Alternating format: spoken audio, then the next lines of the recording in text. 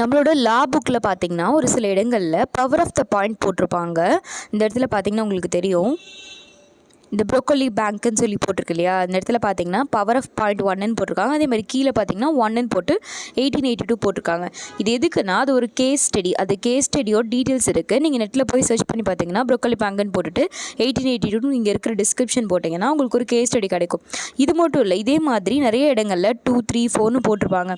இது எல்லாமே எதுக்காக அப்படின்னா ஒரு சில ஆக்டையோ இல்லை கேஸ் ஸ்டடீஸையோ ஃபுல்லாக எக்ஸ்பிளைன் பண்ண முடியாது. ஏன்னா இந்த சாப்டரோட கவரேஜை பார்த்திங்கன்னா 100 பேஜஸ் இருக்கும். ஸோ அதுக்கு மேலேயும் இருக்கிற கேஸ் ஸ்டடி ஆக்டை பற்றி நீங்கள் எக்ஸ்ட்ரா நீங்கள் எஃபர்ட் பண்ணணும், நீங்கள் தெரிஞ்சுக்கணுன்றதுக்காக இந்த மாதிரி கொடுத்துருக்காங்க.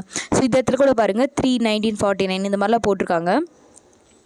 நீங்கள் ஃப்ரீ டைம் இருக்கும்போது சர்ச் பண்ணி பாருங்கள், உங்களுக்கு ரொம்ப கம்ஃபர்டபுளாக புரியும். இது நம்மளோட எக்ஸ்ட்ரா நாலேஜ்க்காக தான் கொடுத்துருக்காங்க.